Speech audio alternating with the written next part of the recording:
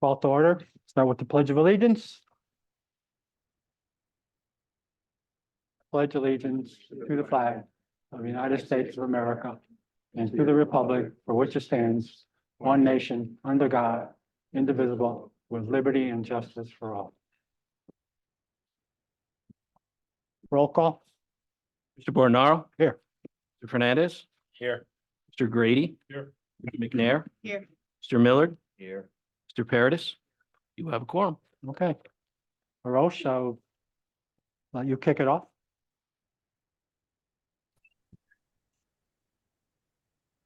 Good evening, everyone.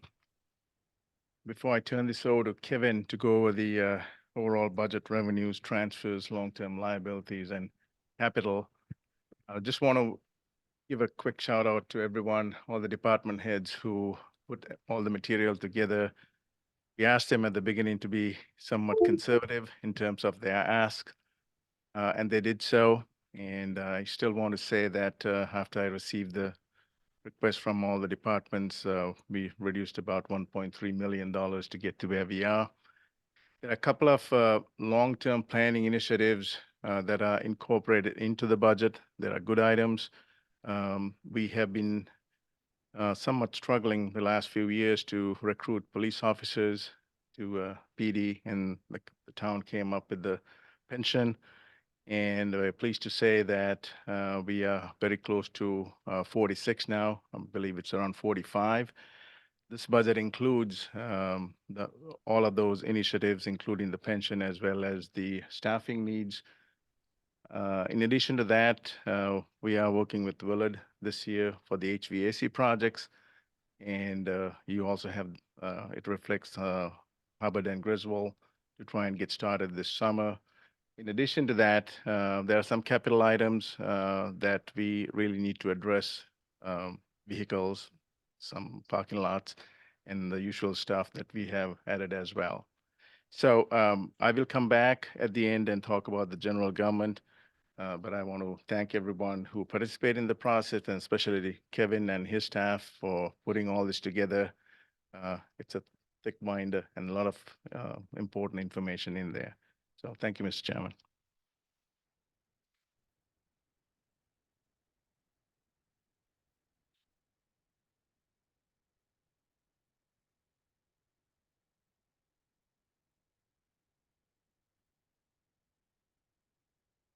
I just asked a quick question.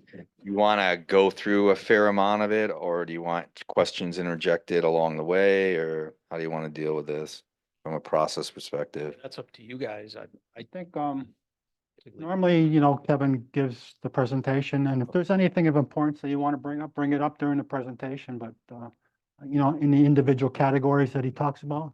Okay, so right group right by after each group. Category. Okay, thank you. And I'll pause. There's a slide for questions at each one of them. Yeah. Okay. Okay, Questions or comments. Thank you. thanks. So as we usually do, we'll go over the overall budget and what's in there, talk about revenues, which are the basis of essentially every budget we would do, and then talk about some of the major categories like transfers, liabilities, and capital before turning it back to Roche. As has been the case for several years, this slide has been in place, and really it gets to the fundamental heart of the key areas that are going to drive pretty much any municipal budget. Education, obviously, in a great educational environment is going to drive residents, and it's going to dictate the quality of your community. Public safety, that's police, fire, ambulance, but it's also investment in things that will keep your community safe, including infrastructure, culture and recreation, and finally, the overall infrastructure. The budget is also based on being structurally balanced and sustainable. You know, we want to avoid games. We want to avoid one-time revenue sources that can make us feel good and then come back the next year and pay the price. Arosh talked about these investments, but they continue to be the key blocks.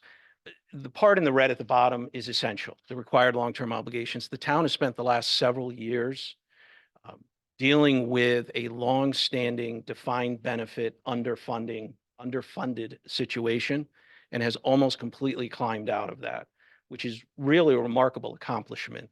When I came here in 2016, the town had over a $10 million unfunded pension liability and $68,000 in the plan. Since that time, the town has been able to self-fund over $14 million of lump sum payouts and is better than 90% funded in the plan. So that is a true accomplishment. The new police plan, this includes funding the plan, and I think it's really important that the town not fall into the habit of the past and kind of push those off. Ongoing operations, those are essential, and Roche will talk about those. And then on Wednesday, the Board of Ed will talk about what they need for ongoing operations of the school system. And then the key initiatives. Every year, we come back and talk about infrastructure elements. We talk about public safety, which includes elements from the schools, from the police. It includes both operational elements of police officers as well as equipment. And one thing I will point out is the BHS fire suppression system. There's 7 closets at the high school, and BHS serves as kind of the hub for the technology area for the 5 schools.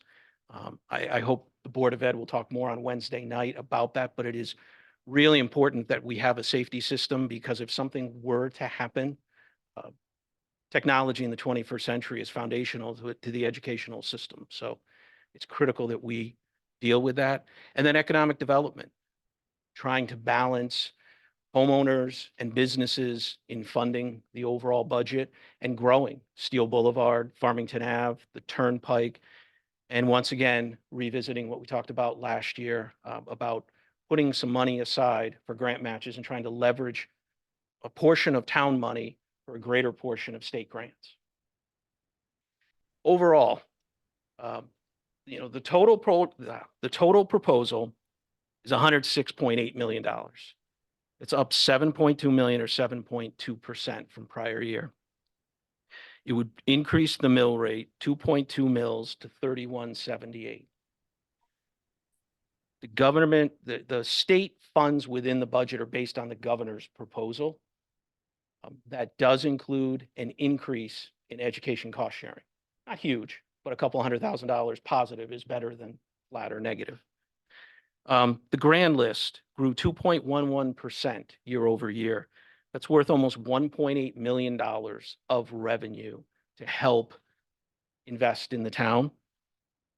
The major drivers, you can see them there. The Board of Ed request, $3.25 million.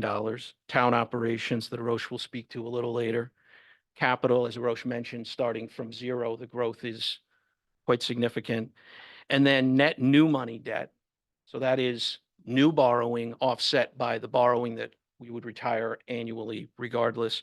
And then the net pension expense. One thing I will point out on the grand list, you may recall, for those of you who have been here for a couple of years, about 3 years ago, the motor vehicle grand list number spiked dramatically statewide. I want to say it was up about 30 to 40%. It was massive. It was in the wake of COVID. It was supply issues. And we said it's going to come back down. This is the same thing we're hearing in towns all across the state. Berlin's down about 5% in motor vehicle value, but up about 22% in personal property. The biggest driver of that is the largest taxpayer in town making substantial investments in vehicles and other equipment. So I think it's important. It's up less than 1% in real estate for the grand list. This is in your binder. It's a bit of an eye chart. It's in your binder, but it's the chart we've used for the last several years to kind of break down the components by department as well as by debt, capital, pension, and those areas. Again, it's the details that help get underneath. The one thing I will draw your attention to is when you look at the departments and you kind of see where the spending increase is, public safety is up 12%, $1.2 million. It's a substantial piece of the general government increase.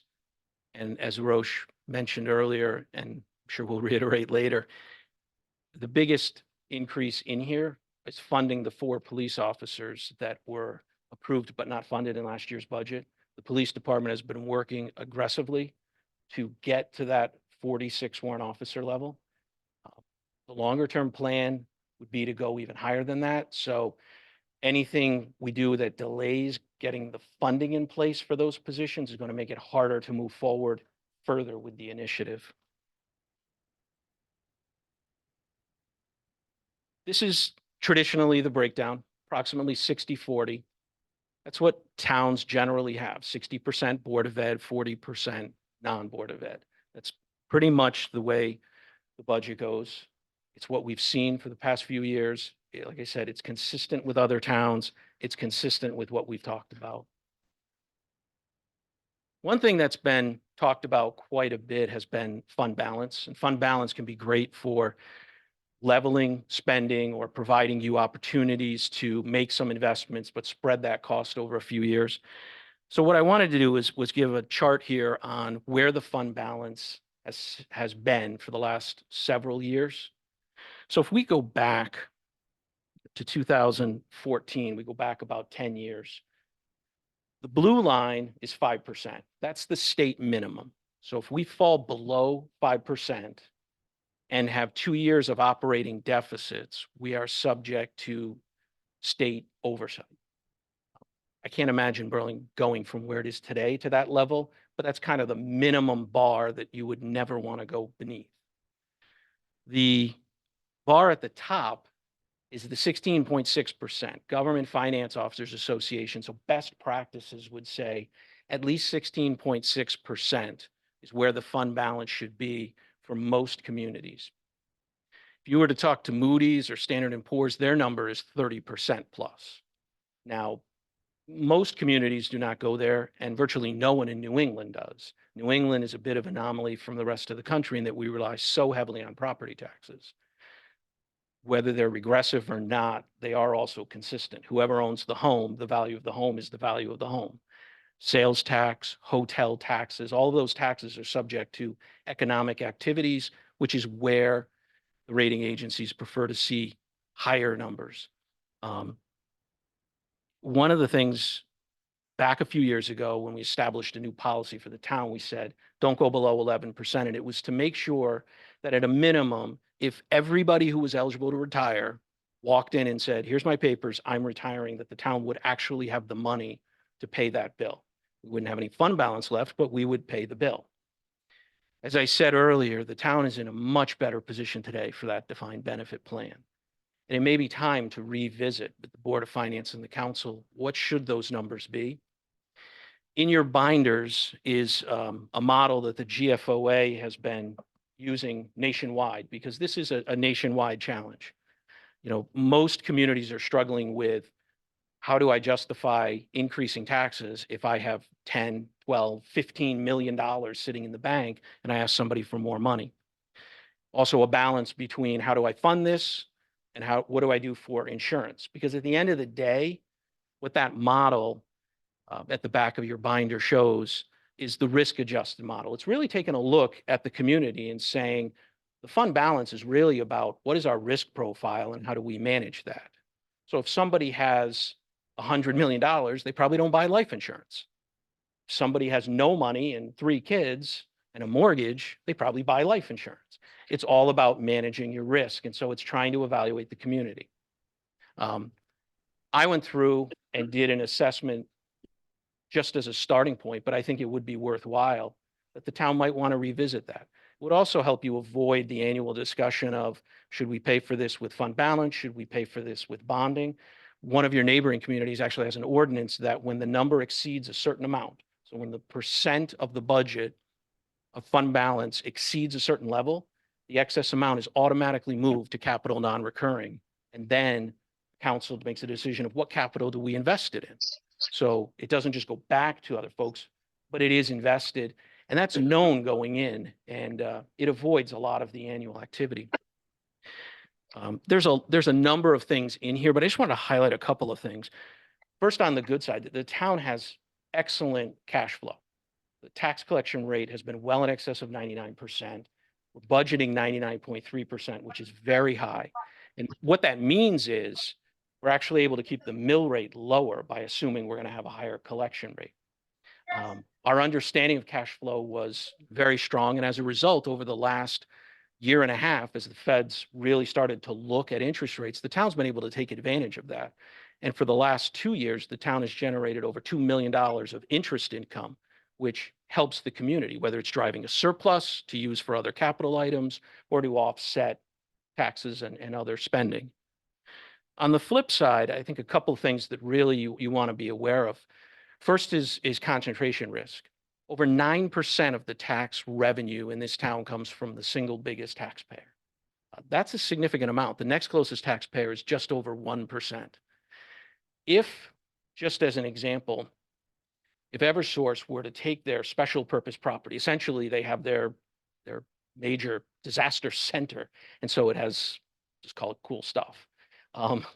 If they were to take that and move it somewhere else and convert this just into regular office space, that's about $1 to $2 million of lost tax revenue. Not leaving the town, not bailing on everything, just converting the office space and moving that facility, just that crash stuff here. That is a risk. That's a substantial risk that all of a sudden you could be staring at a $1 or $2 million drop in tax revenue with nothing you can do. The second part is that it has been more than 5 years since the town either bonded or put into the budget for roads, sidewalks. We've been living off of TAR and the municipal projects grant from the state. Public Works has done a great job of being able to do 2 to 3 miles of roads every year. The project that was, or the plan that was rolled out several years ago was to do 6 miles a year. And what that means is for 110 miles of roads, it's essentially saying your roads would be redone every 20 years. Some of them more frequently, like a Kensington Road or something like that, because it's more heavily traveled. But generally, if you cut that in half, it means your neighborhood road would be done approximately every 40 years. I know there's at least a few people who aren't thrilled with the condition of their road, but it comes down to funding. To the extent we continue that process, you're at the mercy of the state continuing to issue debt and issue those bonds. I don't anticipate the state would stop, but then again, I don't think 4 years ago anybody anticipated a global pandemic. So that's where you have to start to think about, where does my fund balance sit? And then finally, just to draw your attention to one last piece, one of the areas that have a significant amount of capital and are critical to the infrastructure of this town is your public works complex on Town Farm Road. Just to be clear, that complex, or at least a significant part of it, is built in a flood zone. About 24 months ago, there was a major storm came through, there was flooding, and there was damage to the building. The insurance company said, you're not covered, you built the building in a flood zone. That's where fund balance starts to come in. Because people are not going to come in and say, if you built it in a flood zone, you need to expect that. It's the reason why some states are subsidizing or actually underwriting insurance for places that are built in a hurricane. Or if you build an entire city underneath the water, you're going to deal with flooding. So I just want to draw your attention to those. I think it's worth having the conversation, but that's up to you guys. If you were to run the model the way I had assessed the different stuff, which was everywhere from 1 to 5, from really good things to not, the model would say that the fund balance should be in the 17 to 25% range. Going back, the projection of the fund balance that's projected against the proposed budget would put you at 13.7%. It's not a terrible place to be. Certainly, it's not a bad place to be. But I also don't think it's something that you want to necessarily tap into extensively. This does assume that we will continue the process of using $300,000 to fund contingency out of fund balance. We're not asking taxpayers to pay taxes every year for the possibility that we will spend the money. So it's appropriating some of that savings. It's also appropriating for the actuarial determined contribution on the closed pension plan. It's a practice that we've had. It's been very successful. But those are 2 areas that are already assumed in that number. With that, I'll stop. Questions, comments? I had a question on the calculation of the mill rate and stuff off the proposed budget. One of the things I don't understand is one of the numbers you have in your book, and maybe I'm probably just not seeing it somewhere. But when you have a sheet on page 8 that you kind of come up with, here's the budget, 106 million, and then you have minus budgeted receipts excluding current levy of 14,303,000. And then when I go to what's on page 4, and if I look at all the revenue streams, and take out the, you know, the taxes and add everything else up, it's only like 12.4 or 12.5. Where's the other couple million coming from? That amount is based on the current levy. So embedded within the tax are assumed back tax collections and interest on those collections. As well as, so there's the current levy, so the current year's tax. Okay, And then there are taxes that haven't been paid over the years. okay, We make an assumption in the budget. There is detail behind in the narratives section. I think it's 3 or 4, tab 3, I think, is the detail. And at the beginning would be your revenue. okay. And in there, you'll see taxes actually broken down. So it's really just the first line, and then everything else below would be considered non-current levy. Okay, that makes sense, but it wasn't clear to me, so tough to pull out a back like that out of here. Just a question on your conversation about fund balance, whatever. Is there anywhere just for checking or looking at my edification, is it published anywhere where every town's fund balance are? I mean, are there actually a lot of towns that are up in the 17 to 25% in the state of Connecticut? There are quite a few that are. It is published by OPM every year. OPM publishes like a 300 or 400 page booklet that has pretty much every statistic you could think of. It's called the Municipal Fiscal Indicators. The challenge that I've personally had, just for me personally, is it's by the time it's published, it's typically 2 or 3 years. Right. old. But it is available. I mean, I can certainly, I'm just curious. I mean, I was just looking at Meriden's today for whatever, and they're only at like 8 point something percent. So, and they seem pretty happy with that. Of course, they have a bigger budget, but you know, I mean, they're sitting at a fund balance of like 22 million because of that, but I'm just wondering where. yep, what it does I is can understand best practice, but you know, what percentile is in that best practice? If best practice, 5% of the towns are in that best practice and everybody else is struggling with it, well, that's a nice thing to have, but it's, you know, just showing you that it's a difficult target to hit and keep everybody happy.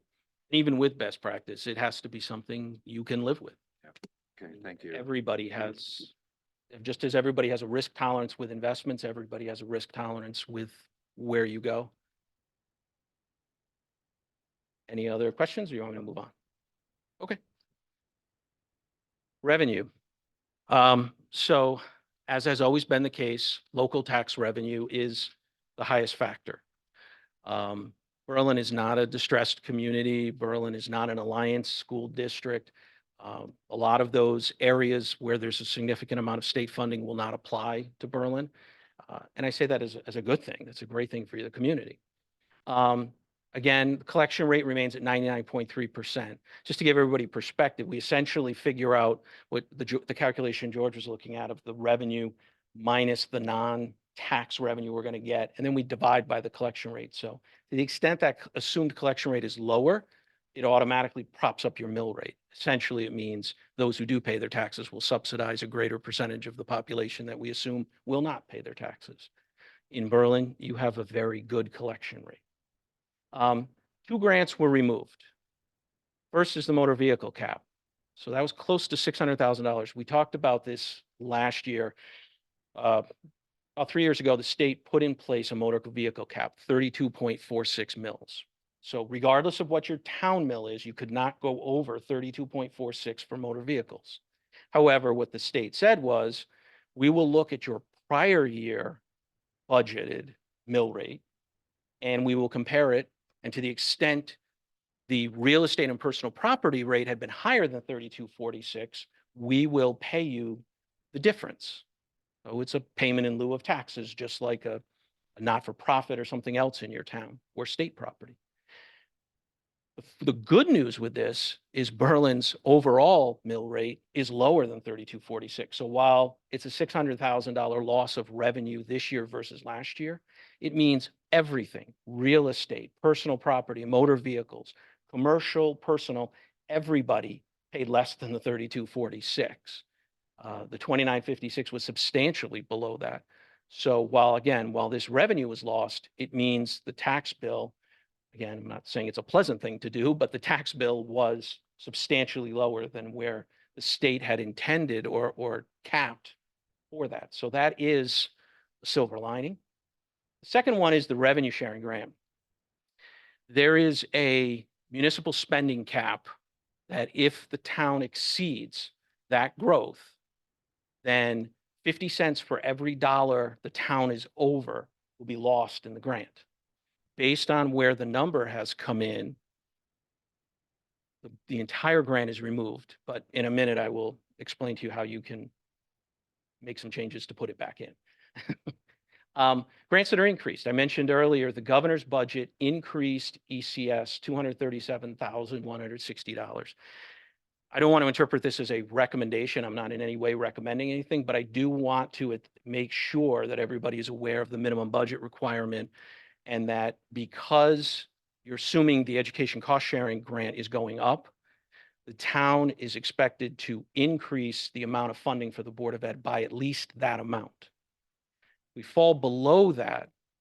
I just mentioned to you that you would lose 50 cents for every dollar you're over on revenue sharing. MBR is the opposite. You would lose $2 of funding the next year for every dollar you go below that amount. So I'm not in any way suggesting this should be the increase to the Board of Ed. I'm just saying that since this is the assumed amount based on the governor's proposal, and the legislature can do what it wants, but generally speaking, the legislature holds or goes up from the governor, not down, but they could lower it, but it's pretty unlikely. When you start thinking about the Board of Ed, this really should be your floor, is that they need at least that increase. Otherwise, it's pretty punitive for the next budget. User fees, there was a reduction in VNA. I mean, we've talked about the revenue challenges all year, and this is cutting it in half.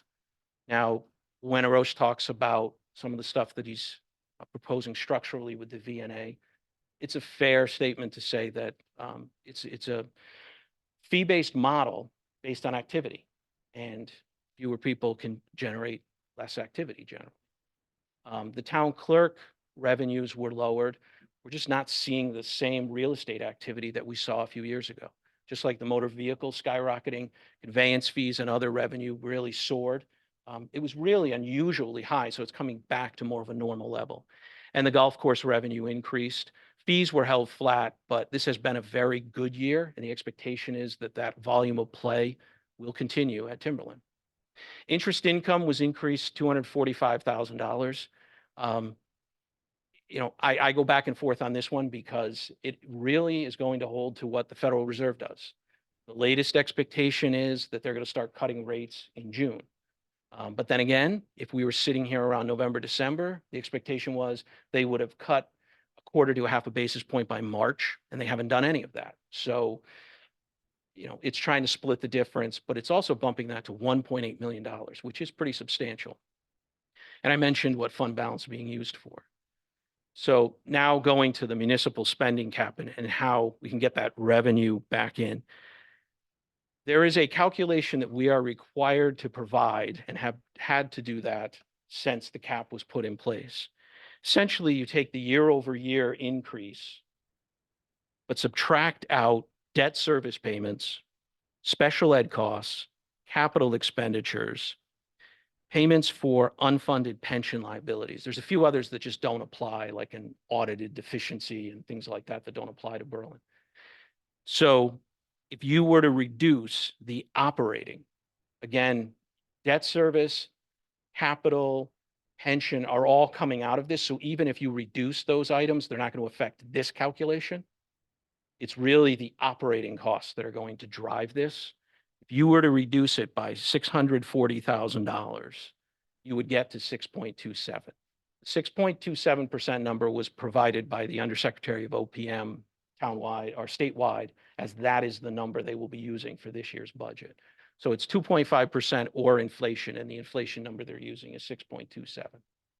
So it really would necessitate cutting by that much. And if you did, you could turn around and put that $258,000 back in as revenue. So it is almost a $900,000 swing in the budget by doing that. But because of where the budgets are sitting today, this is the calculation the town would be short. The town, even if you took 50 cents of that, the number would be greater than the 258. So that's why it's 0 in the budget today. Any questions on revenue? Kevin, on the interest income, what's your premise for the 1.8 million that you put in the budget? Premise is that we're going to continue to get about 5% interest rate. We are, depending on the investment vehicle, we are getting between 4.4 and 5.5%. So I'm assuming that some of those will come down a little bit more, and that average would be more around 5%. I'm assuming that we will clear out the remaining balance of ARPA money and that we will finish paying on the 4-road project. You'll recall that those were 2 substantial infusions of cash. The 3-road project. 3-road project over there by Porter's Pass, that was over $5 million pre-funded with a LOTSIP grant. That project has taken, call it 18 to 24 months. And during that time, we're able to get a little bit of interest off that money. ARPA was over $6 million. So as the Willard project completes and we pay those bills, that's money that we will no longer have to earn interest on.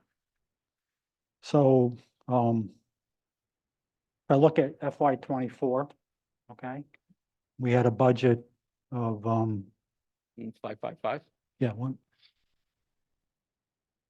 was the budget for? 1.5. Okay. And on the high side, you expect another 1.2 million of potential gain. Okay, so that's about 2.7 million. Because you show me the low, the low risk dollars or the high opportunity, I'm sorry, low opportunity, high opportunity dollars. So the high opportunity was 7. You want 600 for the low and 1.2 million for the high opportunity. So I'm just trying to reconcile myself. So on the high side, which is usually you're conservative, so on the high side, that's 2.7 compared to the 1.8, okay, that you're saying. The other part of it is that, after looking at the last month or so, like last month, we went up about $400,000 in interest income. And there must be a reason for it, but I guess I even see opportunities beyond the 2.7. So you got to reconcile me between the 1.8 proposed versus what I see in FY '24, so that I can get, maybe you're a little conservative on FY '25, I don't know, but I guess you just got to reconcile me. The 400,000 is a little misleading because Yeah. the timing of the end of the month was a little funky. So the 400,000 actually represented 2 months worth. Okay. There was none in the month before. We're getting in the neighborhood of 200 to 225,000 of interest per month. So I guess I would just take want you to take the action to reconcile us with respect to what you see FY '24 and what you're projecting FY '25. So is there more of an opportunity than the 1.8 million? Okay. Thank you. Any other questions on revenue? Okay. Transfers. This one hopefully will be pretty quick. Increasing $10,000 for legal and actuarial. We now have a second defined benefit plan, which requires an actuarial valuation every year. It also requires some more legal oversight. When we had a closed plan with a finite group of people, there was minimal legal intervention because there were minimal questions. We now have an active plan with ongoing participants. So looking to increase that slightly. The first 4 years of our energy program was very funky, if you will, very clunky in terms of reimbursements that we were expecting from a couple programs we were in with Eversource. The reimbursements weren't coming in consistently as we were expecting. The way the program works is the town had to agree that in the event those reimbursements did not happen, the town would continue to make payments. So we had to continue to fund the payments until there was consistency. We've now reached a point of consistency.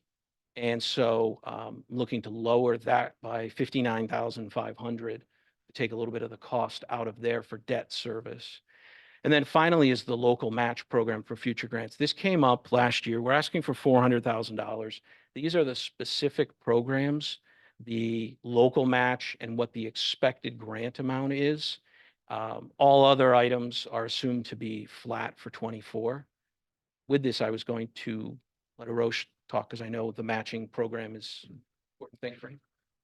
Yeah, so I think a couple of months ago, we reached out to the council to talk about matching funds, and there were some certain things that we could move around to lessen the burden on the fiscal 2024 budget and the fund balance. So for example, there's a lot of conversation about the East Berlin pool, what can be done there, opportunities perhaps.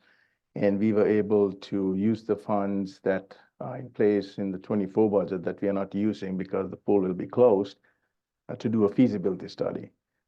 But then again, you do the feasibility study and there's steep 2024 grant that we want to apply with 150,000, you can get probably about 500,000 to do some work in the East Berlin pool, whether it's a splash pad or anything else that all of you want to do.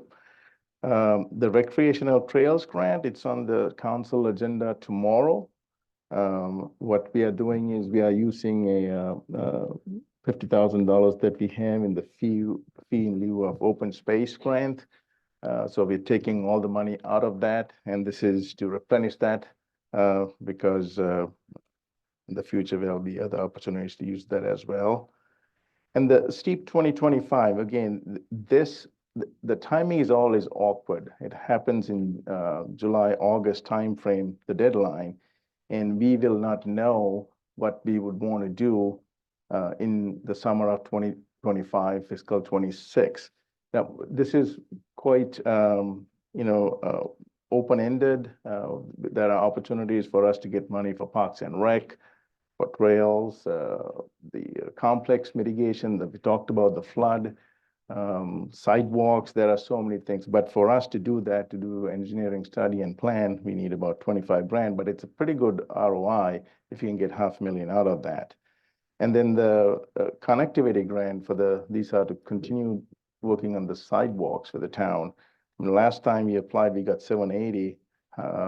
Again, you do about 100,000 to do the whole engineering study and the plan. There's a very good chance we can get another 800,000. And the 75 is a catch-all. Opportunities come during the year. I don't know what they are, but it makes a big difference if you have some matching funds with you.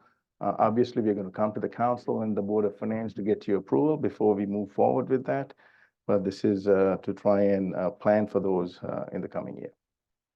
So a question, just so I understand, so the local matching amount, is that a sunk cost, whether we get the grant or not? When you mentioned the 25,000, you said there's some type of study you need to do, so I'm assuming in that case, it's a sunk cost if we That don't is get the correct. grant. That is Is correct. that the same in the 150 for the 500 and so forth and on? Yeah. So at least the time that I've been here, we have not been able to successfully get the grant.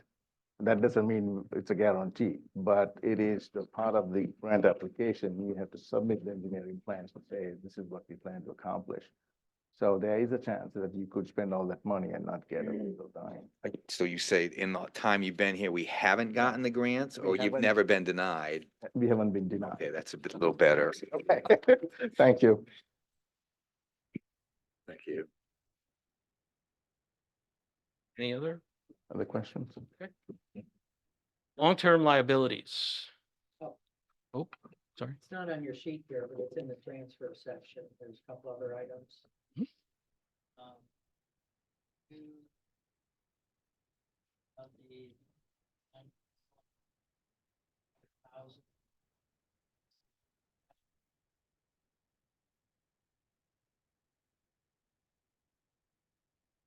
So several years ago, Planning and Zoning created the Village, Kensington Village District area. And one of the provisions that's embedded in that, as well as I believe within the statutes, is that there needs to be an architectural review of any improvements or dwellings that are going to be within sight of the road area.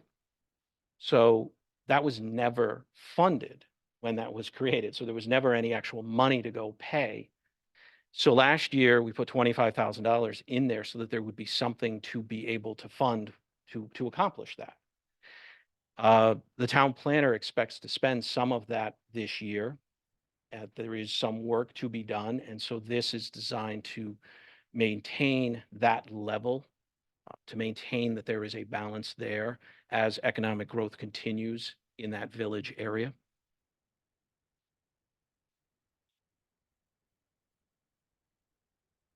I think it's going to depend on the activity that we're seeing. The intent is not to build up a, you know, a six-figure fund, but right. Some of that just has to do with timing of development and the developers themselves too. Valuation.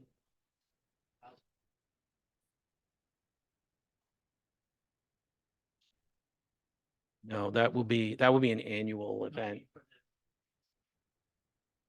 No, because we just did the revaluation in 22. Last year was the year we had to deal with the results of it.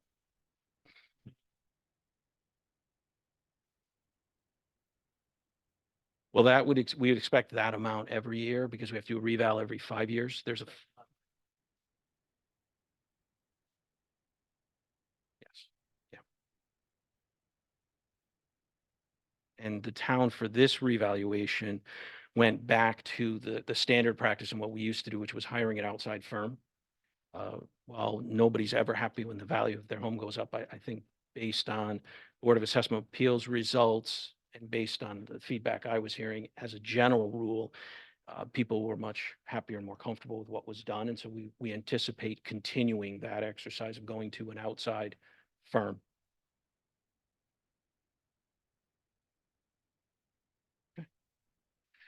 Long-term liabilities, two pieces to this, debt and pension.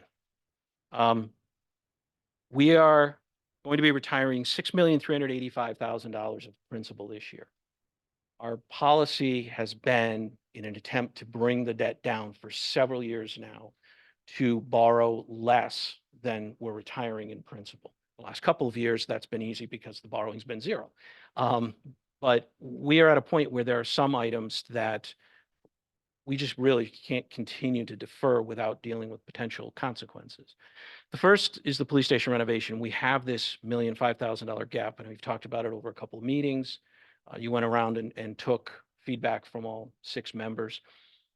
Unless there's at least 4 members of the Board of Finance and the council who are interested in using fund balance, we're really left with having to close the gap between what funding we have today, including the state grant, and the expected cost of the project. So there is a bond ordinance, and we'd look to move forward. We are expecting in early April, at least that's the latest direction, to hear about the school HVAC grant results. So the timing is coming up when we hear of those results. This and the debt plan shows it, and the bond, the capital plan shows, you know, it's a 2-year project to do those. We're expecting to borrow about 30% of the projected cost for each of the schools, Hubbard being higher because of some additional work that needs to be done in preparation of the project. The other 3 projects on the bond list are the BHS track, repaving and resurfacing. That would require an ordinance. There is not an ordinance to do that borrowing. The police radios, $600,000. This is to tie in to the state radio system and help significantly reduce the dead spots in various parts of the town. And then finally, the town hall roof replacement. We've done 4 roofs over the last few years, and every one of them was done because they were leaking. Our goal here is to try to replace the town hall roof, and then the next year to replace the library community center roof before they start leaking. So that's the debt proposal. And then from the pension, the closed pension plan, the ADEC declined. So one of the advantages of paying it down is you get to enjoy the benefits of having assets in the plan, which we're able to grow as our market has come back, and we've been able to realize the benefits of treasury yields improving. The closed pension, or sorry, the police pension plan increased, and you know, you've got more officers, which is inherently going to cause that liability to go up. In fairness, making sure it's clear, even if we kept the defined contribution plan, the cost would have gone up because we would have had a 12% match. So just more people is going to result in more cost for the pension. And the transfer amount was slightly less than what we had originally expected based on where everybody's balances stood at the time we were doing the calculations versus where they were when we ultimately calculated it. And that originally, we talked about spreading that over 5 years so that it would match the point in time when members who had converted, who existing employees who converted over would be eligible to retire. Last year, the board had moved to put that at 10 years. So this is continuing the 10-year amortization strategy. It's an expensive plan, but it definitely seems to have been gaining traction in terms of recruiting. The recruitment pool alone is bigger. The actual conversion into new police officers, and then retention. So some positives there. This is the chart we've been using for several years. You know, it goes back and shows the substantial amount of debt and where you sit today. Following this plan would push from 2026, pushes the green bar out to 2027. And for everybody's benefit, the green bar is essentially when we cross over to less than $40 million of debt outstanding, sort of the determined ceiling we've had, that if you were to have 40 million or less in 10-year bonds, you would be running at about 3 to 4% of the budget. And then the balance of that you could do with current funding for capital and have a more robust and funded capital plan. Future debt issues. This is one of the things I really want to draw your attention to, that there are a number of things on the horizon. So I'd encourage that we don't push out more years. One of these that's absolutely on here, unless we find an alternative funding mechanism, is the $450,000 for the fire truck. That is the fourth truck. You'll recall that we surplus 2 or 3 years ago and put in 50% down payment and funded it that way. This is the other half. So there's a bond ordinance out there, and we can do this unless there's an alternative way to fund it. That one is coming. The truck will eventually come here. And there are a number of items. I show it on here for where we are. There's bridges, there's roads, there's significant investment in the schools, essentially wrapping the schools. We've done the roofs, but we need to do the windows, we need to do the boilers, and obviously HVAC has been talked about for a while. And then I will just highlight one last thing. The town now has a second turf field, which is wonderful. And thank you to the state and speaker and others for getting that money. We're about 6 years into the last, say, Scalise Field remodel. These fields, you should be replacing them every, call it 10 to 15 years in that neighborhood. So everybody's going to have to get their head around the idea that every 6 to 7 years, you're going to be spending $1 million on a turf field.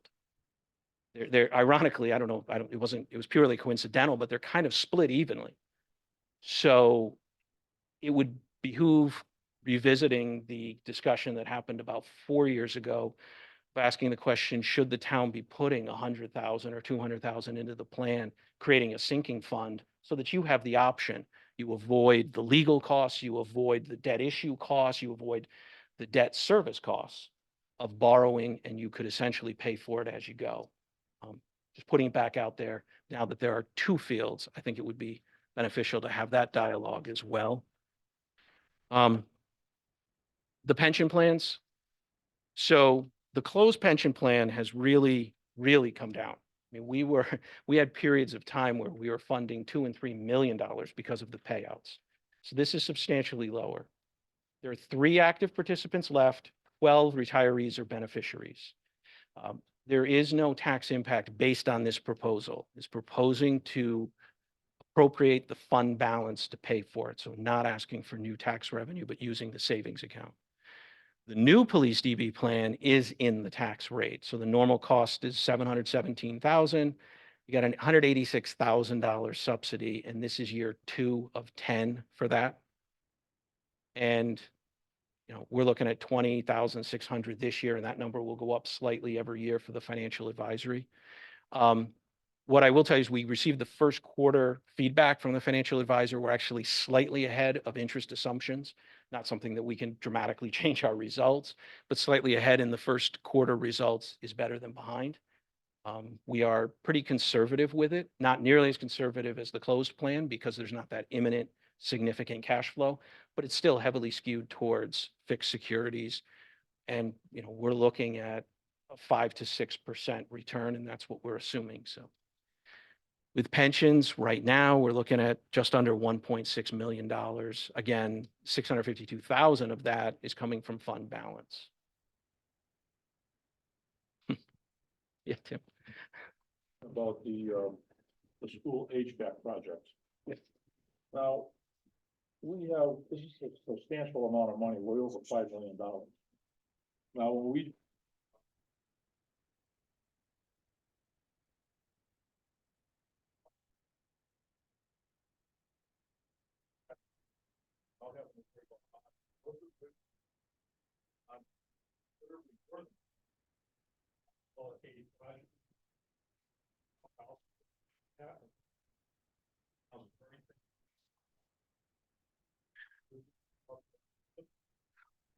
Well, first of all, you could put it out to referendum. You have the right to put any one of them out. There are, yeah. There are two ordinances, both of which are below $5 million. Each school is considered a separate project. And that was actually required by the state when we went for the grant. The first go round, we had put a bond ordinance together that talked about HVAC upgrades. And one of the feedback elements was you need an ordinance that specifically mentions Griswold and one that specifically mentions Hubbard, separate ones. So the projects were separate and had to be separate, and the state required us to make them separate. The council and Board of Finance did approve bond ordinances. They are both under $5 million. If the projects, when they go out to bid and everything comes back and they're over $5 million and we need to go forward, then yes, it would have to go to referendum for the additional funding. The idea here was to fund 30% because we haven't gone to bid and we don't know exactly what they would be. But between these two schools, I'm not a building expert by any means, but I feel pretty comfortable that the two projects combined are going to be more than $2,445,000. So the idea was year one, bond 30%, that gives you the cash flow for equipment acquisition, the prep work, the electrical at Hubbard. And then when we know what the bids are and we know what the amount is, we can then come back and determine, what the borrowing would be in the plan next year. The goal was not to saddle the taxpayers with more borrowed funds that would be needed for the project, but at the same time, trying to adequately generate cash that we need for the project. I was just concerned because Hubbard is a few dollars away from the Absolutely. threshold. It absolutely is. So, quick question. We have a bond ordinance for the police renovations, correct? Why can't we put the town hall roof on that bond ordinance? Since the police department is housed and technically in a town hall? That would be a pretty significant stretch on the use of the money. Because it's really intended for renovations of the police station. We could use it for equipment within the police station. We could use it for even desks and other things in the police station. But I think the biggest challenge we would probably face is how do we justify a roof as part of a project for a police station that's in the basement? Fair enough. But police equipment though, the radios, right? Could that be part of it? Conceivably, yes. Okay.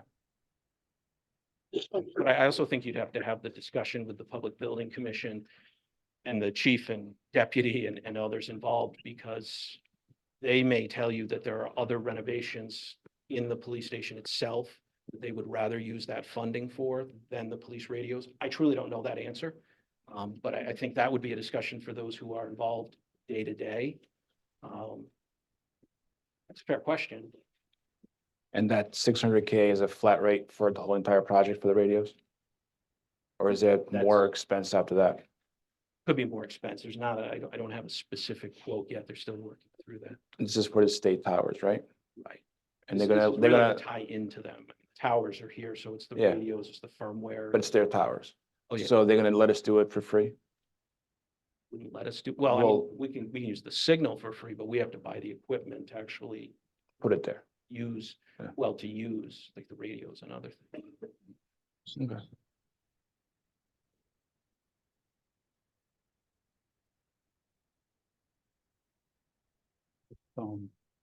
The the fund balance that you showed in the earlier charts, you're saying FY 24 gonna end up around 13.7.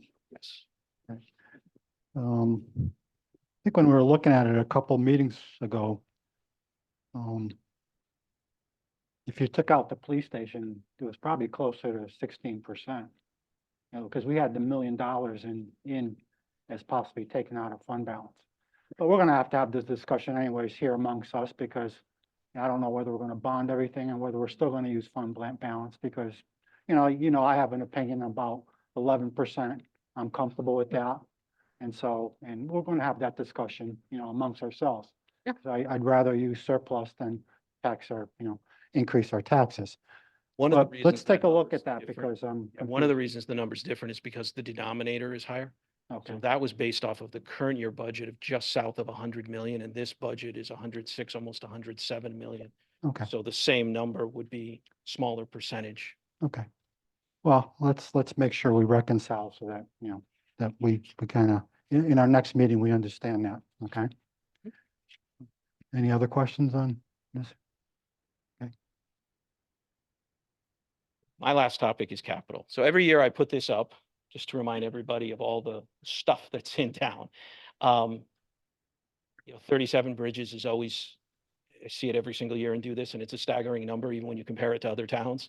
It's a very high number, 110 miles of roads, 5 schools, on down the line. So there is quite a bit to maintain, repair, and periodically replace. So the department's requested about $6.3 million for this year's capital. We went through a process of prioritizing 1, 2, and 3.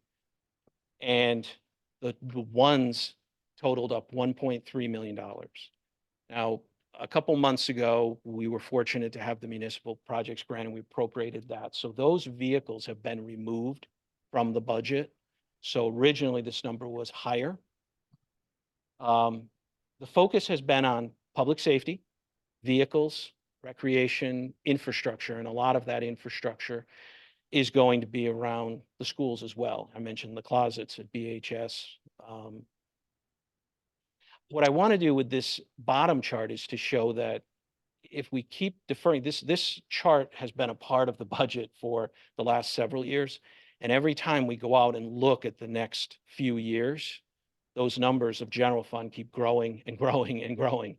To the extent that we have 6 million, 1.3 million requested for within the mill rate, and the balance, if there is a surplus. Over the last few years, it's been shifted to where if there's a surplus, we'll fund the million. What that means is you've got $4 to $5 million that keeps getting pushed out year after year after year. They don't go away. What happens is your repairs and expense costs in the operating budget go up. People become less satisfied. Last year, you heard several moms talk about bringing their kids, or they used to bring their kids to the playgrounds. Those are representative of kind of where you are. So I would encourage, last year, I think you had sent the budget forward with over $1 million. I'd encourage seriously considering funding this. If you look at the gross general fund assets in our last audited financial statements, this represents 0.4% of your assets. It's really trying to repair and replace less than 0.5% of your gross assets. This eye chart is the 1, 2, and 3. Fortunately, this is in your book. The whole capital plan is on a separate tab, so you'll be able to read it much better. And for anybody here, this is also online under the finance section on the town website as well. But you could see where we're trying to go with these things and trying to get the work done. I won't belabor that. I will just simply say that I would encourage bringing forward a budget with some level of capital. I would encourage 7 figures, but at least something. Any questions on capital before I step away and let Arosh talk? All right. Thank you.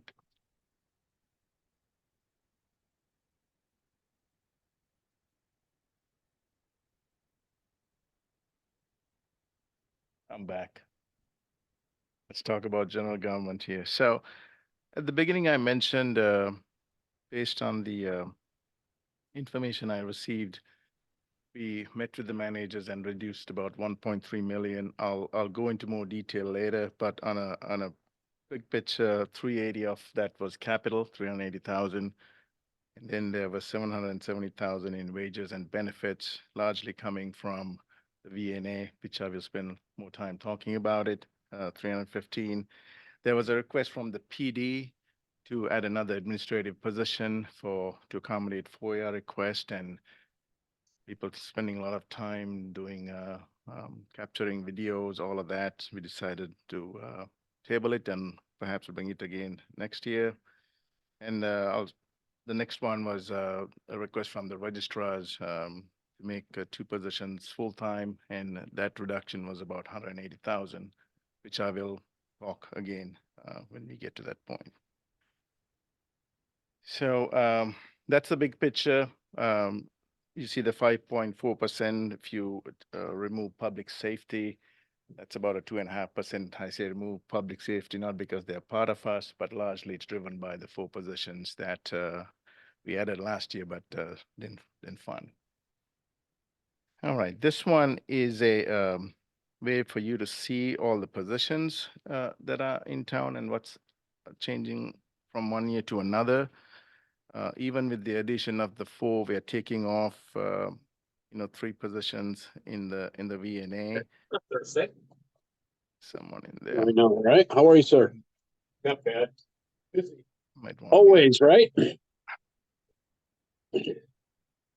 And then there are some additional positions that I will be requesting from part-time to full-time, which I will cover. But the net change is a reduction of half an FTE, which is fairly reasonable. Let's get to the meat of where the items are.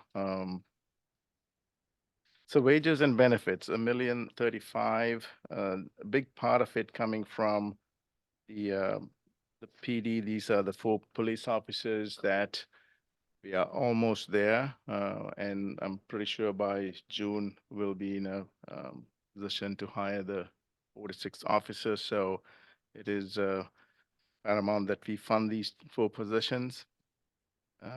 Then the other items are about 308,000.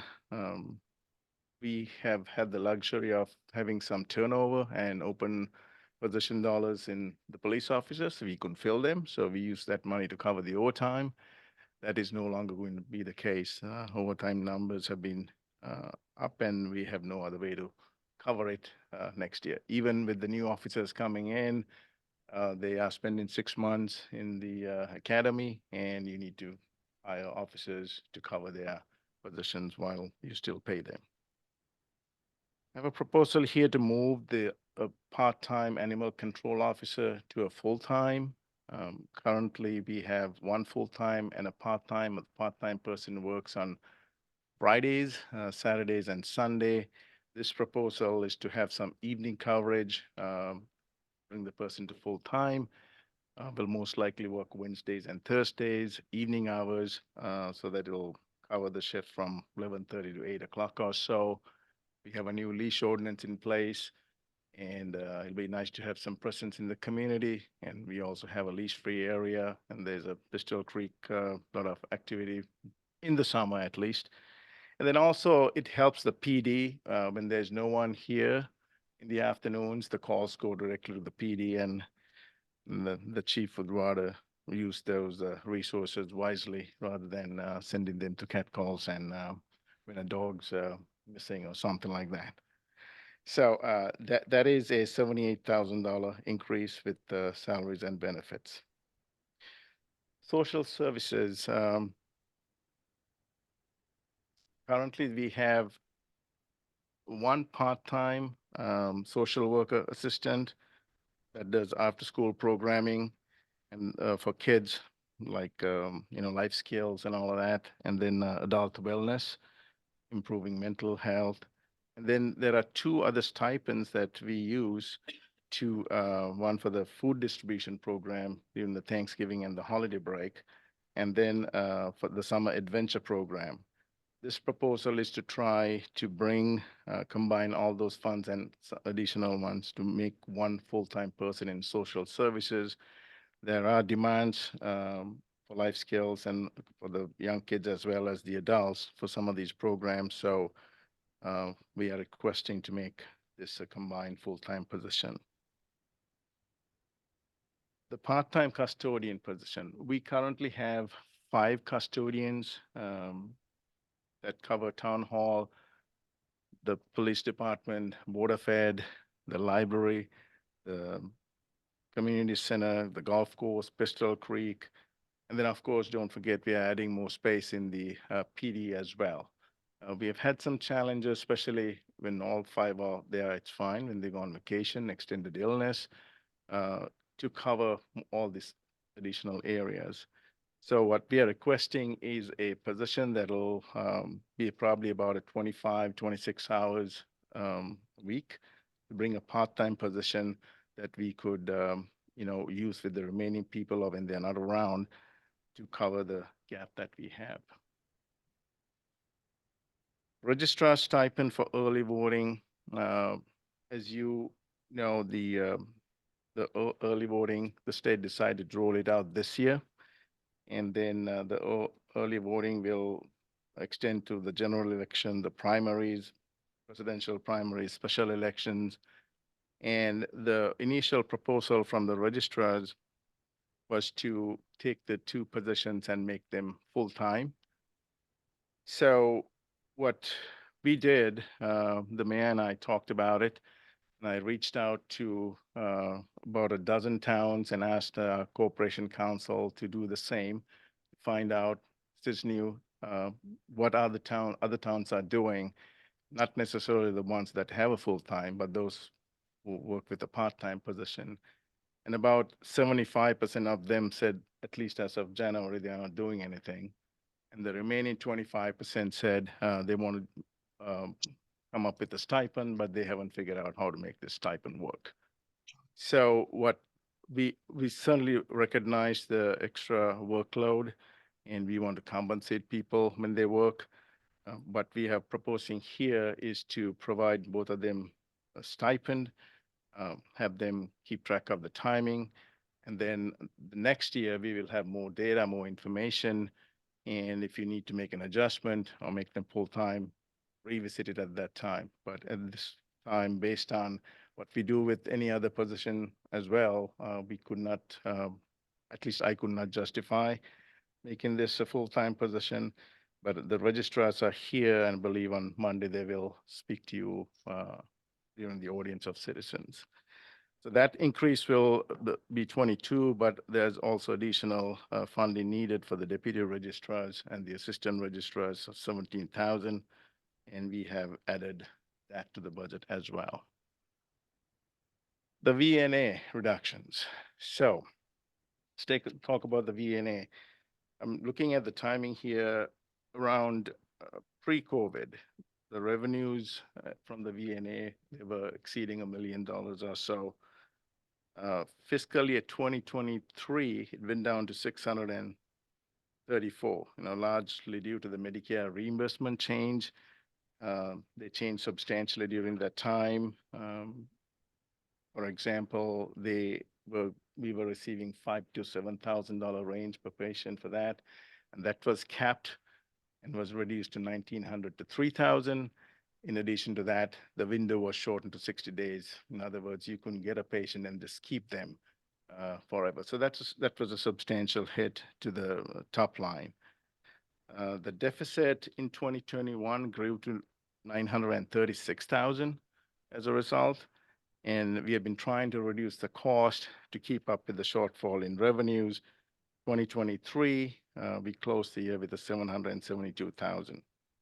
Current year, we talked about this, revenues were reduced to $700,000 projected. As of today, we are around 350, trailing behind. And my assessment is we will close to 700,000 again this year as well. So in order to, reduce the economic impact, total deficit, yeah. The revenues probably will be around 500. So I reached out to Attorney Vince Caramante, who is at Chipman and Goodwin, He's quite familiar with the Department of Public Health Regulations, advised us over the last 15 years. And he actually does a lot of work for Hartford Health Insurance. That's their counsel. And I asked him to look at the Department of Public Health Regulations and tell us by law, what is the minimum number of staff members we must have in order to comply with the DPH regulations. And you have the letter.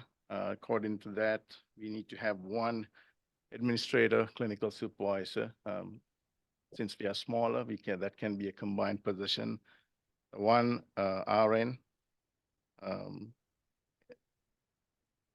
If not, and one RN. So in our case, in this budget, what I'm proposing is we have eliminated both the home health aides.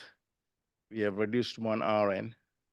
So we will have a combined position that is a administrator, clinical supervisor, 2 nurses. And right now, the way I'm recommending, we have 2 staff members, which will go down to 1 in December.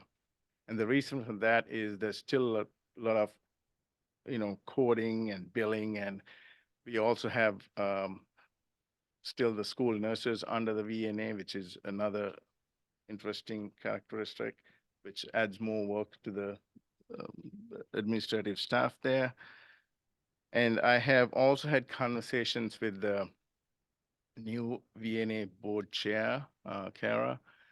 It's very different from what we have had in the past. She has worked in Massanicare home healthcare agency, very familiar with the line of business.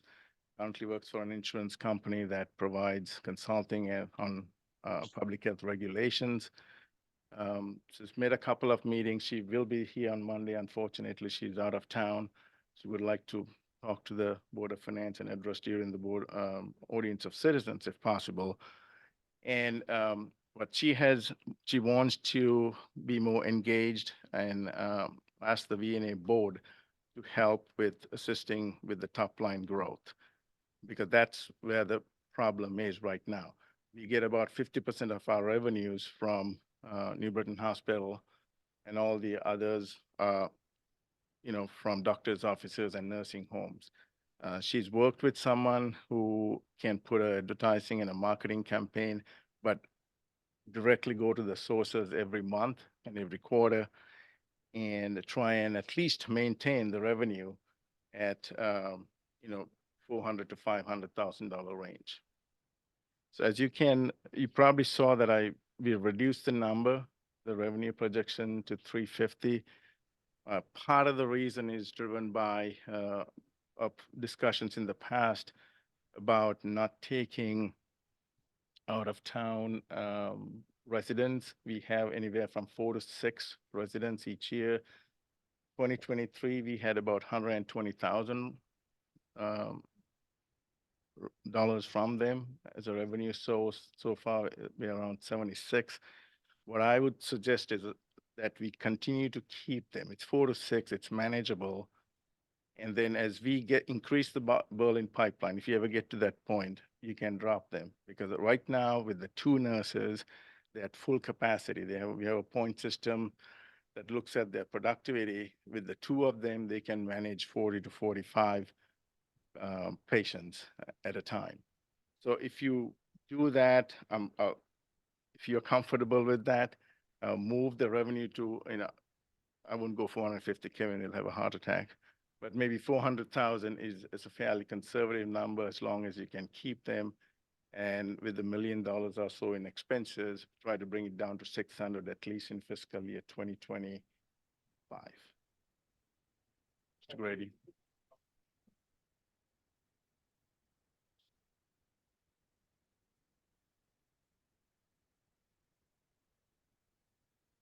Yeah. Yep. First I've heard of it. Yeah. So, This was part of public LO1. yeah. Yeah, so if you look at the order of the margins, we always use the census number 4045 or that is not really a good reflection of how to measure the financial health of a VNA. If you have 40 all Medicare patients, you'll be paying for all your expenses and having enough of a margin.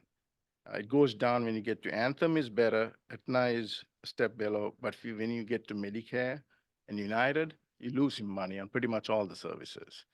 But I've asked this question. It is hard, it is difficult for like us to be like a doctor's office and tell people when you show up, well, we're not going to take you if you have United. But we do have fortunately, about 45% of our revenue sources coming from Medicare patients.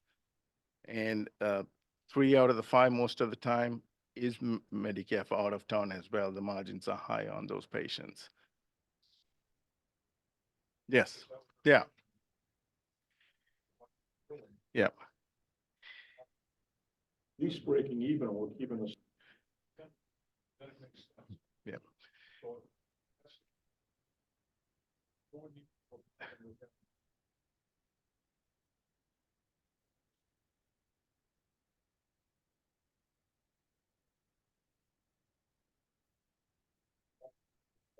Yeah.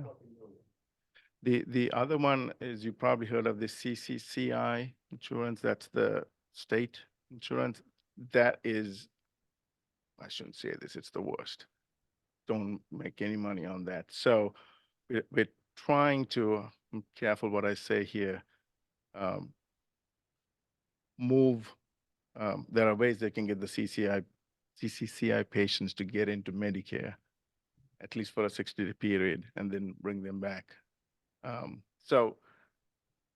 I've discovered this talking to Kara, there are options we can follow, but I would ask, the goal is, I think I mentioned this to the council a couple of years ago, I see a pathway for us to get to $500,000 loss. I don't see a way beyond that, right? From 960 to $500,000, but beyond that is, of course, not to have the VNA do a charter revision. So I know we're stuck in this because it's in the charter. And I know we tried to get out of that. Nobody ever advocated getting rid of a functions for the VNA. We wanted to see what was the best way to do it.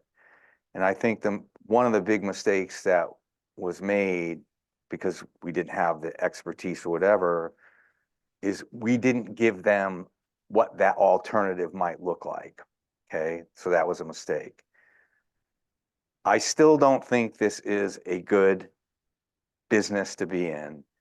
And my reason for that is like, I don't have an issue with the $1 million for providing health services for the town.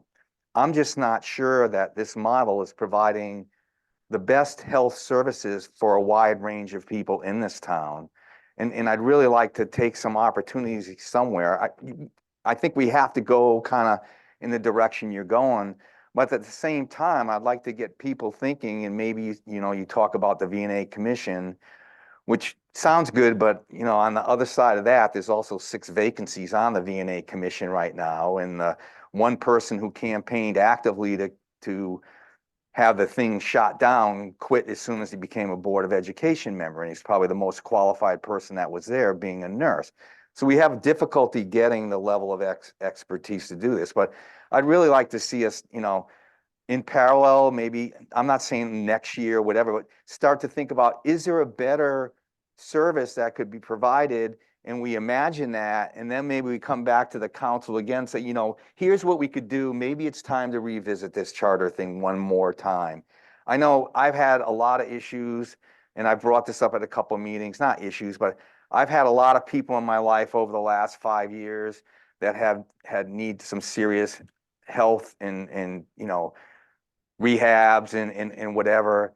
And I've been through multiple hospitals, being, New Britain and Hartford Healthcare and UConn Medical. And I can tell you the people that were the most valuable to me, I mean, there's lots of qualified physical therapists and all that kind of stuff. The people that were the most helpful to me were the care managers that could guide me through this mess. you know? And if you had two quality care managers on the staff and people knew it in town, those that maybe are trying to navigate through this, that didn't come through Hartford Healthcare, or to be able to tell them, you know, there are alternatives, you know, maybe Hartford Healthcare is not the way, but we don't need to be doing that business ourselves. I think we should just think through that a little bit as a parallel effort. I do agree. Jerry and I talked about this, probably that's why right now compared to 20, 30 years ago, we have 3 municipal VNAs, Berlin, Westbrook, and Orange. Everybody else is out of it. So I agree with you. Probably there's a better way to think of a model that everybody can buy into, so it won't be a battle if you try to change it. But I'm open to looking into that. Thank you. Moving along, I think I covered all of the, one last item on the, next to the VNA, the existing contractual insurance and uniforms, they have to do with the union negotiated salaries and step increases. For non-union managers, there's a 3% merit raise pool built into it. Health insurance and uniforms with the new officers coming in, equipment that's part of the union contract that have to get the equipment and the uniform. So that's built into that number down below. Moving along to the operating cost, two big ones that are in there, the school contractual services and the public buildings operation. They have to do with the increase in contractual labor prices and materials that we are beginning to see for both the work that we do in schools and public building operations. I put a number in there. The 100,000, this is a for the Public Building Commission. The council recommends, passes on to the Public Building Commission because of their expertise to review certain projects and make recommendations back to the council. But they do not have any money to go and hire a consultant or an engineer. And a lot of the times you have to come back and ask for council to appropriate funds. So we are asking you to consider putting some money under the Public Building Commission. Obviously, before they move forward, they will come through the whole process with when we have to hire a consultant or engineer, go through the council as well as the Board of Finance. Computer support, these are, in addition to some of the computer equipment that we want to purchase, some of them have to do with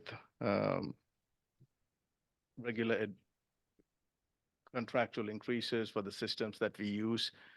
That's built into that, 62,000. We negotiated the contract that, with Trashaway, we capped it at 3%. So that's a $50,000 increase there. The fire department protective clothing, this is a state legislative mandate, the type of clothing that we need for our volunteer firefighters, put that in the budget. And then some other stuff for the PD, the radio services, they use the body cameras, new state fingerprinting system that we want to use. Hire our field training officers. Right now, these things are tracked on paper. The deputy and the chief would like to automate these things. Same with the post-training tracker, what they do, what they attend, what qualifications they have. It's all done manually.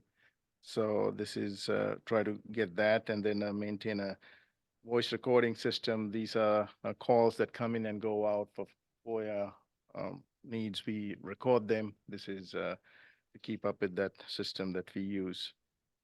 And the 30,000 is a small amount that we're asking for vehicle parts. Our fleet is still a little bit over 13 years old, the average age, and the parts have gone up and substantially in terms of spare parts. So we are asking for a $30,000 increase there. And then the operating materials for PD, again, the EpiPen, that's another state mandate that requires all officers have these EpiPens on hand. So that, yes, sir. Questions? Yes. The protective clothing, is this the new rule from the state that every firefighter needs to have a second set of protective gear?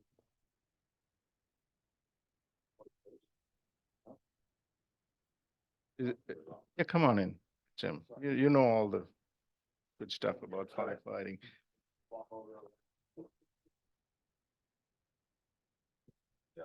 Answer initiative for firefighters, series of recommendations that came out of a House bill. And within that is the recommendation that every firefighter have 2 sets of gear so that his gear can be properly cleaned when he goes to training, when he goes to fires. Normal $40,000 is 10 sets of gear. It would cost about $250,000 just to do it today. Go out and buy everybody gear. So looking at what we currently are budgeted and with the $40,000, it is a look at a process that we will be able to fund and maintain moving forward. So with that, we'd be placing a certain amount of gear plus the gear money that we have now to begin to get the more active firefighters gear and then go down from there. So you're going to see it again every year. You're probably going to see it past.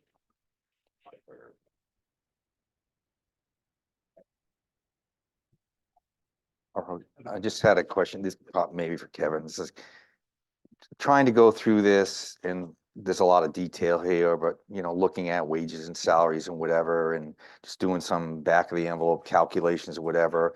I just saw that increases were like all over the lot, anywhere from 0 to 8% or whatever. Is there any sense that can we get a sense for what like the different categorizations, what the, not in detail, but these group of people belong to this union contract and contractually we were obligated to pay them a 4%, and then and just put them in like the most free, the 4 or 5 buckets that they fit to, and kind of give us an idea, or give me an idea about what the contractual obligations were with regards to salaries.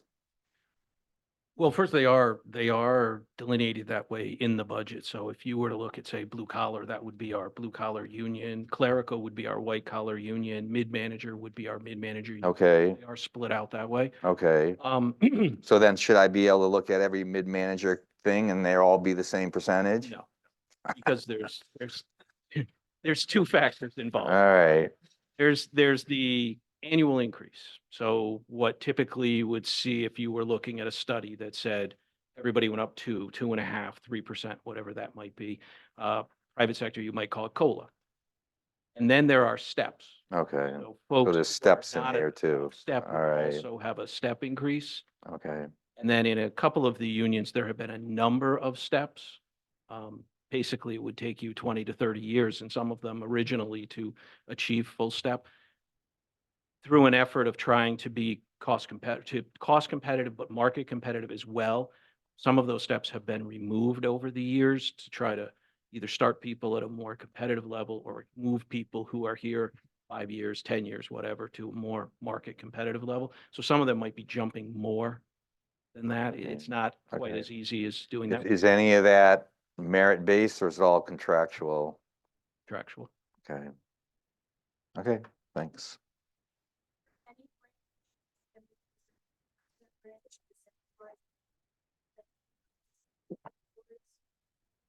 Um,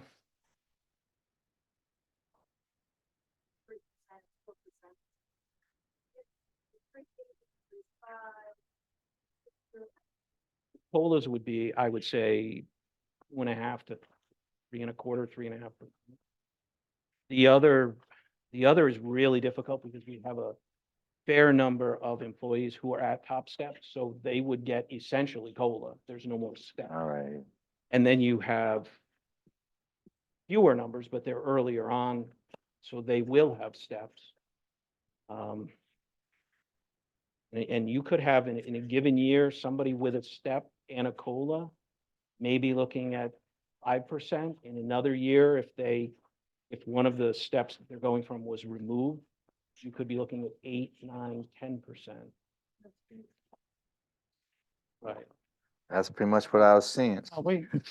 We've seen categories in here that are, I've seen 12, 13% increases in some of these. It's conceivable, yes. You know, so that was a question I had, you know, I mean, that's I pretty mean, I'm high. being very rough with the numbers, but directionally, that's where it's at. Yes. I don't know if you want to, the only reason I think you might want to get on the microphone, No, the people and the.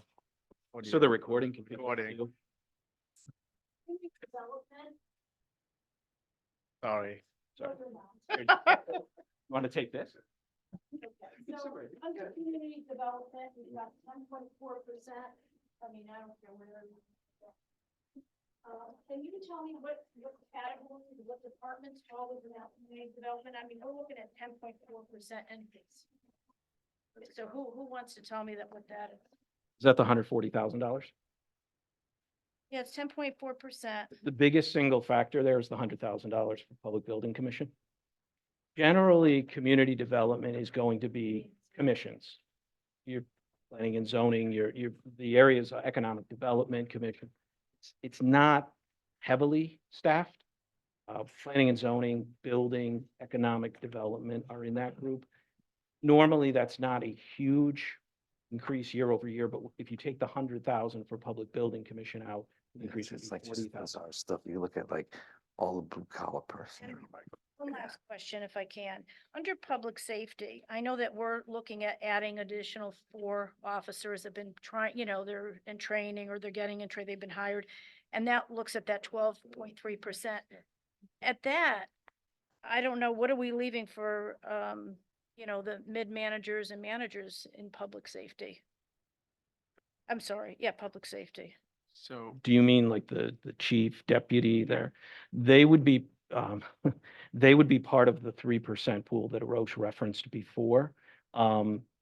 Because they are not contractual, and there are 2 unions whose contracts expire June 30th, the blue collar union and the nurses union. Because there's not a contract, they are sitting in, when you look at this chart, they are sitting in the line that says townwide.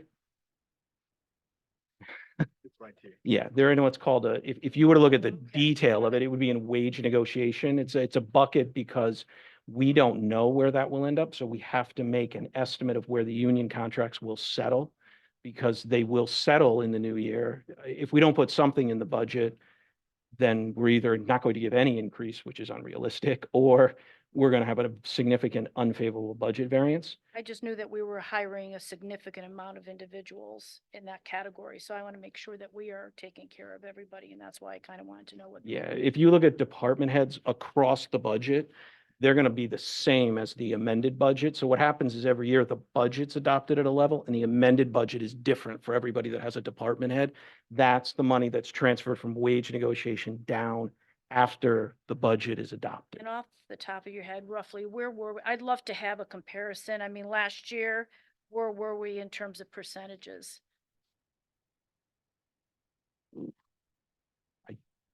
When we settled or what was proposed?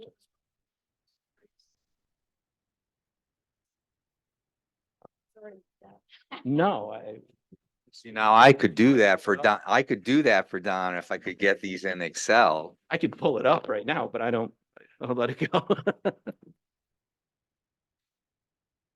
Maybe you can get back. Yeah.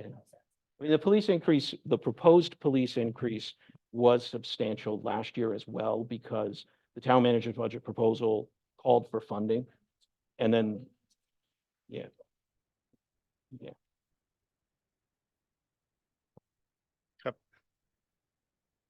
Oh, sorry, you have any questions? Yes, Joe. Yes, please.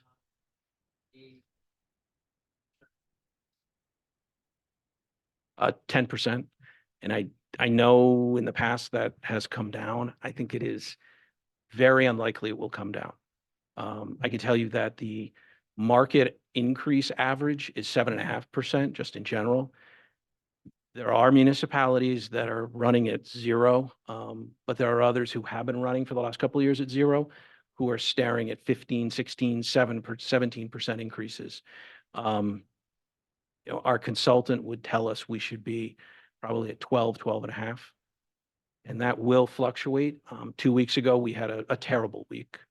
This past week, we had an okay week. So we have a high deductible plan. And the benefit of that is people are very cautious about when they go to the doctor because you're paying the first for family, say $4,500 comes out of pocket before coverage. What ends up happening is when you hit 4,500 typically in the last quarter of the year, if you need anything, you're going because now it's 100% covered. So we're getting into that period of time where if we're feeling like it's a little bit high, statistically speaking, we're likely to go up more than down from here. 8.5%.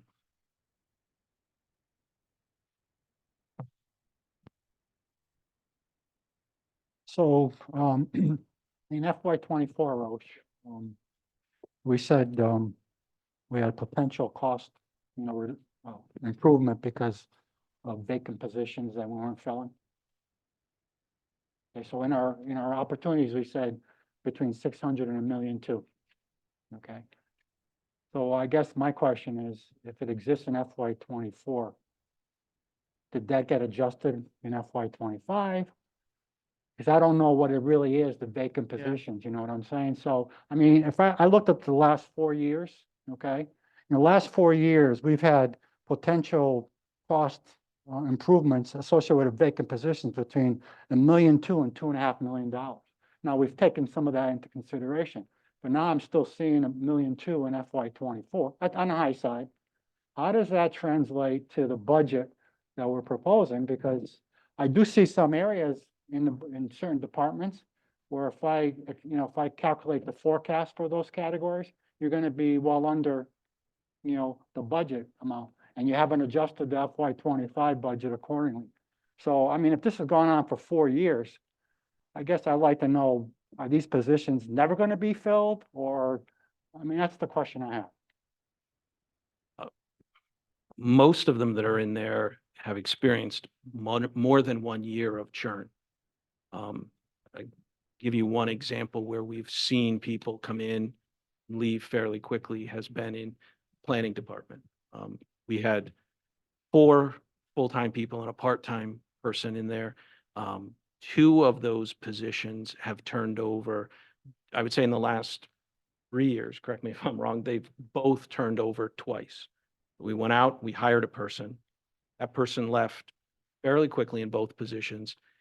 The hiring process, just in general, is longer. And so we've had vacancies up to hiring that person. Person has left reasonably quickly. And then we have another gap in time. So you're seeing that. The budget assumes that they are full because the town needs them full. The development that is happening in many parts of the town touches that department every single day. So we've experienced more turnover than anybody would want. And I put the town planner first at the list there, as she would want that full. But it does happen. And that has happened more than once for a couple of these positions. That's definitely not ideal. In fact, it's not good at all. But at the same time, we don't adjust that down in the I budget understand that. because we want those filled. We did also experience some turnover in the police department. They were climbing and some people left. And I think some of that is natural, but they are stabilizing, I think, a lot more and growing closer to the level that they're targeting than they were 3 or 4 years ago. What's Those the are- actual head count in the police? I mean, the active head count, let's, you got a requirement for 46, right? How many are actually, huh? Yeah, not in the academy, but how many we actually have? Not in the academy. I'm going to turn to the deputy chief and see. I mean, You talk, With the person that just left, we're at 43. 43. We have pretty high confidence. We just did another round of interviews and actually tomorrow, next couple days, the chief is interviewing. I think we can probably fill those seats. Probably by the end of this fiscal year, we'll have it filled. Next Monday, there's actually a swearing in. Of the 43, do you have any in academy now, or are they all, Yes, we have a team in the academy, we have a couple of departments that are still in their FTO. okay. So you got maybe 4 or 5 officers that you're still not utilizing 100% or at all. So, okay, The FP officers, that those are the regular officers. We've got a couple that, are just in their first phase, so they probably have a couple months to go before they clear out. There's like 3 officers in that position.